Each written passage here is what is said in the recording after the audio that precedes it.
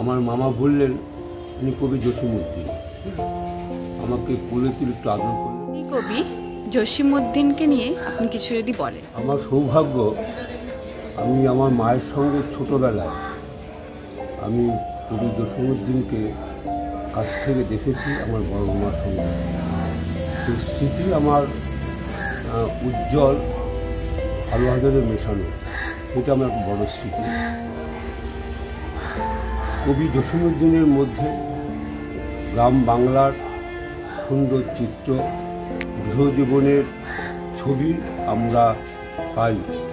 এবং তার যে বিখ্যাত একটা কবিতা কবর, সেখানে তিনি তার যে দিদিমা তার কবরে শুয়ে রয়েছেন তার সুন্দর বর্ণনা পায়। এবং তিনি একটি কবিতায় বলছেন যে তুমি আমাদের বাড়িতে এসো, শালি ধানের চিড়ে তোমাকে খাওয়াবো। এবং তার যে কবিতার মধ্য দিয়ে গ্রামের নদী নালা, পশু পাখি, কীট পতঙ্গ, গাছপালা, গ্রামীণ জীবনের সুখ দুঃখ, ভালো লাগা মন্দ লাগা এবং জীবনের পথে এগিয়ে যাওয়া, সে সুন্দরভাবে আমরা পেয়েছি।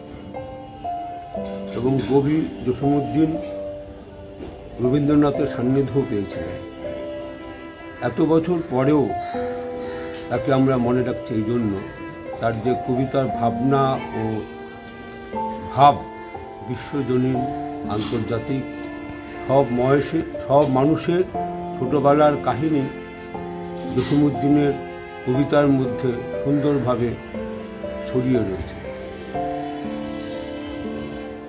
তখন তো আমার স্মৃতি খুব কম, আমি তখন ক্লাস 2-এ পড়ি। আমার বড় মামার সঙ্গে গিয়েছিলাম, তিনি একটা জায়গায় বসেছিলেন। মামা বললেন উনি কবি জসিমউদ্দিন। আমাকে কোলে তুলে একটু আদর করে মনে পড়ে। তারপরে মনে হয়েছে যখন আমি পরবর্তী সময় যখন মামার বাড়িতে যাই বড় অবস্থায়, তখন সেই স্থানে আবার ফিরে যায়। আমার মনের গভীরে সেই কবি জসিমউদ্দিনের স্মৃতি একবারে এখনও জাগ্রত মনে হয়।